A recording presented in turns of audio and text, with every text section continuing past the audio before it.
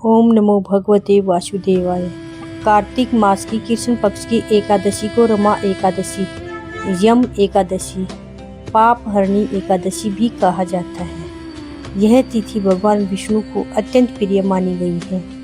इस दिन कार्तिक स्नान, व्रत, दान, हरि नाम संकीर्तन करने से अत्यंत पुण्य की प्राप्ति होती है। जो इस दिन स्नान, दीपदान और विष्णु पूजन करते हैं वे अपने सभी पापों से मुक्त होकर बैकुंठ धाम को प्राप्त होते हैं। कथा आरंभ। प्राचीन समय की बात है। मथुरा नगरी में एक धर्मात्मा ब्राह्मण रहते थे।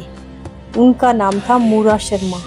वे बहुत ही ज्ञानी, दयालु और भगवान विष्णु के अनन्य भक्त थे। प्रतिदिन सूर्य उदय से पहले यमुना जी में स्नान करते और भगवान श्री हरि का ध्यान करते थे। उनकी पत्नी रामा देवी पतिव्रता, सत्यवादी और धर्मनिष्ठा से परिपूर्ण स्त्री थी। दोनों ही अपने जीवन में परम संतोषी और ईश्वर भक्त थे। कार्तिक स्नान का आरंभ। एक वर्ष कार्तिक मास आया। मूरा शर्मा ने अपने परिवार सहित प्रातःकाल ब्रह्म मुहूर्त में यमुना स्नान का संकल्प लिया। हर दिन वे ओम नारायणाय नमः मंत्र का जाप करते हुए स्नान करते और फिर भगवान विष्णु के मंदिर में जाकर दीपदान करते। उनकी भक्ति देखकर नगर के लोग भी प्रभावित हुए और अनेक लोग उनके साथ कार्तिक स्नान में सम्मिलित होने लगे। एकादशी का आगमन। जब कार्तिक मास की कृष्ण पक्ष की एकादशी तिथि आई तब मूरा शर्मा ने उपवास का संकल्प लिया। उन्होंने प्रातःकाल स्नान कर कहा, आज मैं शरीर, वाणी, मन से पूर्ण संयम रखूंगा। इस पवित्र दिन मैं भगवान विष्णु की पूजा करूंगा और रात्रि जागरण करूंगा। रामा देवी ने भी यह व्रत किया। दोनों पत्नी पत्नी ने मिलकर तुलसी पूजन, दीपदान, विष्णु सहस्त्र नाम का पाठ किया और हरि नाम संकीर्तन किया। धार्मिक परीक्षा। रात का समय हुआ तो नगर में भीषण आंधी चलने लगी। आकाश में बादल छा गई। यमुना का जल उफान पर आ गया।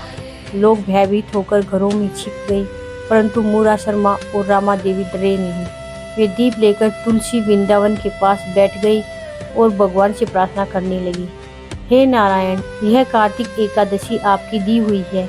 यदि हमने तन, मन और वचन से आपका व्रत किया है तो यह तूफान हमारी परीक्षा का अंत बने।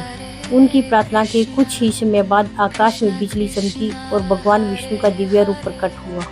उनके साथ देवी लक्ष्मी भी थी। भगवान बोले, हे मूरा शर्मा, हे रामा देवी, तुम्हारी भक्ति, सत्य और निष्ठा से मैं अत्यंत प्रसन्न हूँ। इस कार्तिक मास की एकादशी का पालन करने वाला कोई भी भक्त मेरे धाम को प्राप्त करता है। इस तूफान का कारण पाप रूपी असुर था जो तुम्हारे व्रत से जलकर नष्ट हो गया। भगवान का वरदान। भगवान विष्णु ने कहा, जो मनुष्य कार्तिक मास की कृष्ण पक्ष की एकादशी को स्नान, व्रत, दीपदान और भजन करता है उसके सभी पाप नष्ट हो जाते हैं। जो इस दिन स्नान करके मेरे नाम का संकीर्तन करता है वह यमराज के भय से मुक्त होता है। इतना कहकर भगवान अंतर्ध्यान हो गए। मूरा शर्मा और रामा देवी भाव विभोर होकर भगवान का स्मरण करते रहे। उस दिन से लोगों ने इस तिथि को पाप हरणी एकादशी और रमा एकादशी के नाम से पूजना आरंभ किया। फलश्रुति, इस एकादशी के व्रत से मनुष्य के सभी पाप नष्ट होते हैं। कार्तिक स्नान करने से व्यक्ति को असीम पुण्य मिलता है।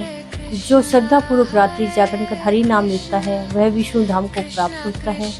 जो इस दिन ब्राह्मणों को दान, गाय को चारा या दीपदान करता है उसे अनंत पुण्य का लाभ होता है। निष्कर्ष, जो भक्त कार्तिक मास में प्रतिदिन स्नान करते हुए इस एकादशी का व्रत करते हैं वे जीवन में सभी दुखों से मुक्त होकर अंत में परम धाम को प्राप्त होते हैं। इसलिए कहा गया है, कार्तिके ये स्नानम कुर्यादेकाश्याम विशेषतः विष्णु लोके सह तिष्ठे सर्व पापे परमुच्यते। ओम नमो भगवते वासुदेवाय।